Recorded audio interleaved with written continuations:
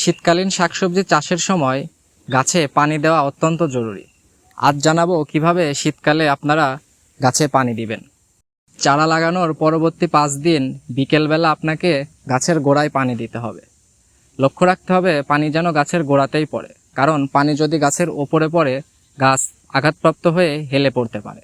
গাছের বৃদ্ধি পর্যায়ে 6 থেকে 7 দিন পর পর পানি দিতে হবে, তবে বেলে মাটি হলে 4 থেকে 5 দিন পর পর অবশ্যই আপনাকে পানি দিতে হবে।